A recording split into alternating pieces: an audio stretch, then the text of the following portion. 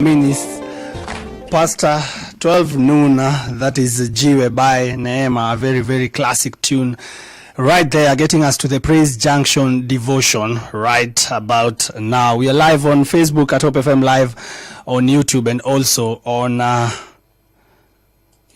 also we are live on IG, right?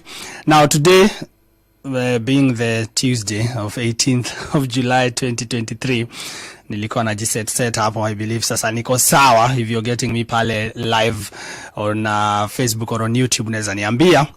Leo tutakuwa tunaangalia a clarion call to prayer, like we mentioned earlier with Shiko. Leo we'll be talking about matters prayer, and not only prayer but the place of prayer for the nation, and not only that but what you should be doing as a believer at this particular time.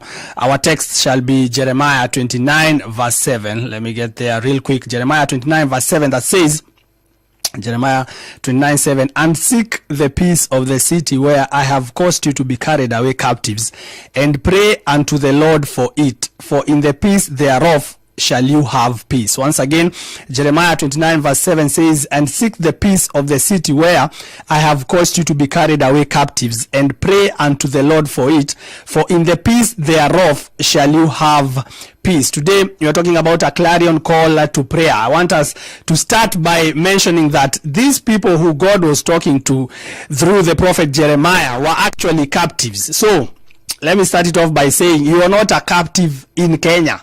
You're actually a resident or a citizen of Kenya. Acts chapter 17 verse 26. It is God that actually chose the boundaries of where we shall be. It is actually God that chose the times and places for us to dwell in. So you can imagine God telling a captive people who are captives in a foreign nation to pray for the peace of that land. How much more should you and I, who are not captives in Kenya but citizens in Kenya, pray for the peace of this land of Kenya? You should ask yourself that. We started at that. Then you should not lose your focus as a believer. What is your role as a believer in this nation? Number one, we've established that you are not a foreigner here. And for the special cases, we have many that are foreigners. This is where they've found refuge. We can actually apply Jeremiah 29 verse 7 to them.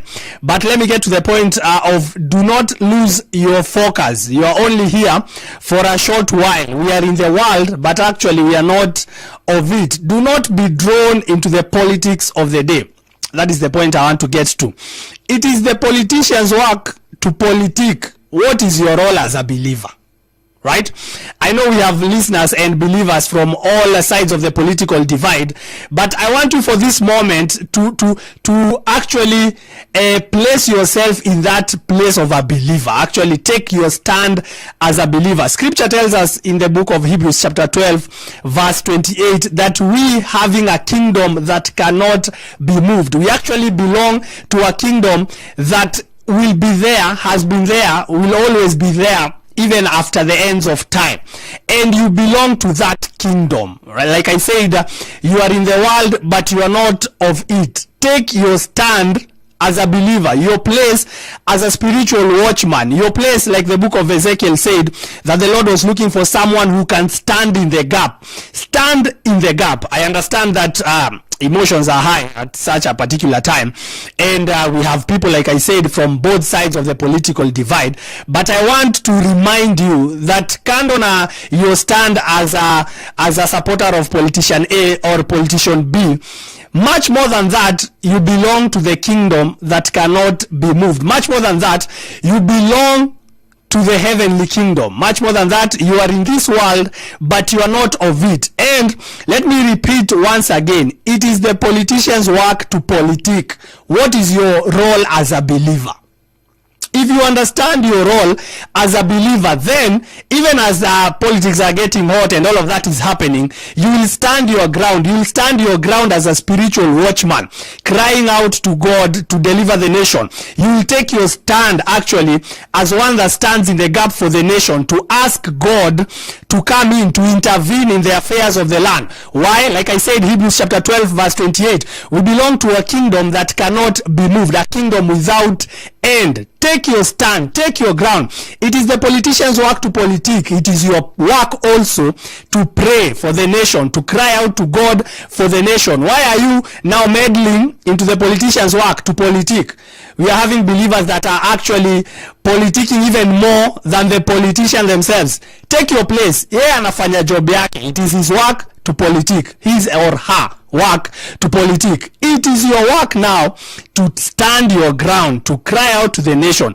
Every time that God is wants to intervene in the affairs of this earth, he will look for the believer. He'll actually come to the church.